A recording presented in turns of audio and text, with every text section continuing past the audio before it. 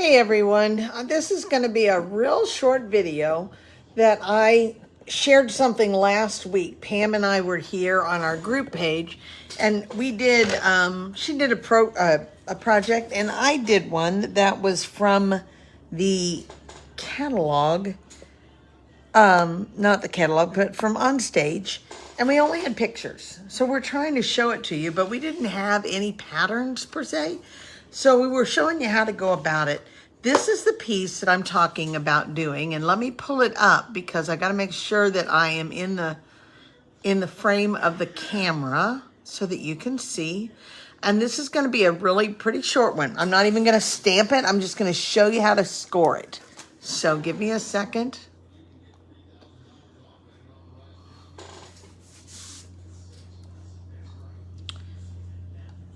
Okay, so we just did a long video to show you how I did the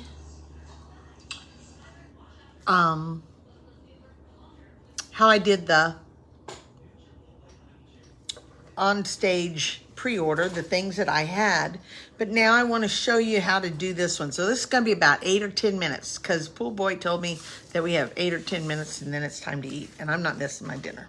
So we're going to start with a piece of cardstock that is 4 1/4 across and 10 1/4 going down. So 4 1/4 by 10 1/4.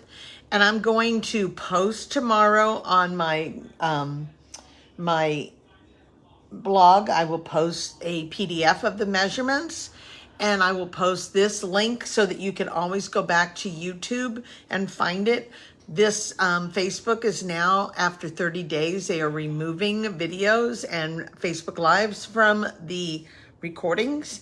So if that happens, you won't be able to come back and do it. So you're going to want to go on YouTube, because on YouTube, I will post it with a picture right here, like this. And this is what you'll look for. You'll look for the picture that has that little box right there, and then you'll click on it, and that will be the link. So, all right. So again, we've got 4 1/4 by 10 1/4, and we're going to use our Simply Scored tool. I'm going to pull down a little ways so I can show you. And I'm going to go first the long ways. You wonder, how did I know to do this? It was just trial and error, just working at it and using my math skills. So we're going to start with 3 inches, and I'm going to score it at 3 inches, and then I'm going to score at 3 5/8. Okay? I'm going to turn it because it's just a lot easier for me to do the same thing twice. 3 inches and 3 5/8. Otherwise, I had to go back and measure, and it was going to all be off. So there we go.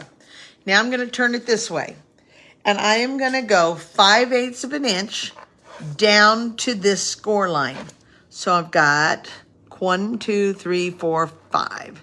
So I'm going to start here, and I'm going to score down to that, and do the same over here, down to that score line. Okay? I'm going to flip it and do the very same thing. Down to the second score line.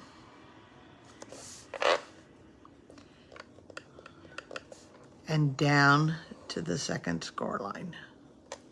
Okay? All right, so we get rid of this. And if you can see it with the score lines, you have a 3-inch piece here. You have a larger 3-inch rectangle, and then you have a smaller one here. And man, all of a sudden that doesn't look right. So I'm scared to death I may have to go and start again. But it is, it's right. Okay. Phew, I thought this one and this one didn't look the same. One of those optical illusions. Okay. All right. Now, here's the key. You have to work this part of it in such a way that it lines up and scores again. We're going to use a ruler, and I'm going to show it to you. You don't have to mark these on yours, but I'm going to go down this way, and I'm going to go down this way. because you're going to want the angle going the right way. If you go it the other way, it won't work. Okay, if you go out, it won't work.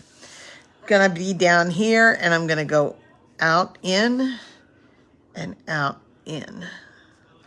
Okay? All right, now, I don't have my score pal, or my bone folder, so I'm just going to have to use my finger. That's okay. We're going to use the score lines, and we're going to fold.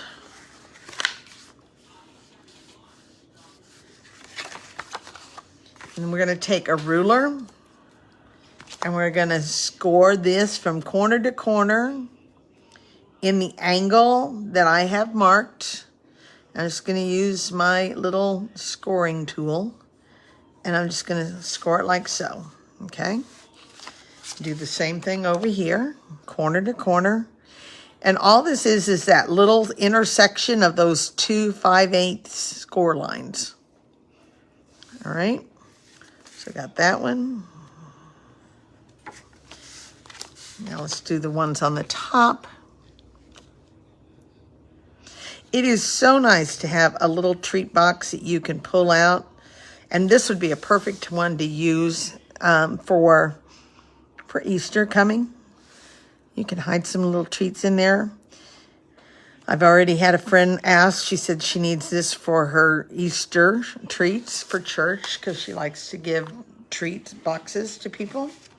All right, now I'm going to fold here, but I'm only going to fold on that score line. I did not score this intentionally. We do not want this piece to have any score line so that it bends. Going to do the same thing over here. And it's folded down to that score line. We're going to do the same thing here. I wish I had my bone folder. It would be a lot easier to score this and fold it, but it's okay. We'll get it. All right. Okay, so I was so got. Here's the key. You are going to take this and you're going to fold these in, and then you're going to push down. You want those to actually fold the other way.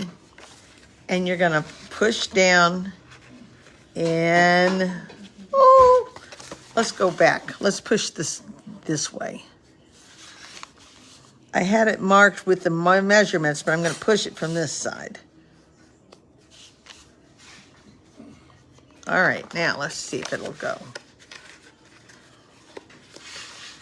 So what we're doing is this, and then we're folding down, like so. Like this, and we're going to put this one down, and we're going to fold down, and fold down, and you have a box that will stay somewhat closed. It would be better if I had a bone folder to crease that a little more. No adhesive on this little box of any kind, okay? So here's another one from my directions last time. What we're going to do is take a piece of DSP. I cut this panel. Remember, it's 4 1/4 wide and it is 3 inches. But if you make this exactly 3 inches by 4 1/4, it is going to bubble. It's not going to lay right and smooth. So I literally cut it at 4 1/4 by 2 15/16. I just took that little 16th off so that will lay there. That will lay there. And it closes like so. And when you open it, okay, maybe better this way. Anyhow, you know what I'm doing. So I did this. I wrapped ribbon around it. And I can put 4 Dove's chocolates in there. And that is it. So it is a very easy one to do. On this one, I stamped floral pieces. If I wanted to, I could come back and stamp the lilac or the lavender pieces on here. I don't really need any do that for you. You can figure that out on your own. Any ribbon will help tie it together, and any label to decorate it up. So here it is, a candy box with no adhesive. Perfect for 4 Dove candies. Take care, God bless, and I will post the measurements tomorrow.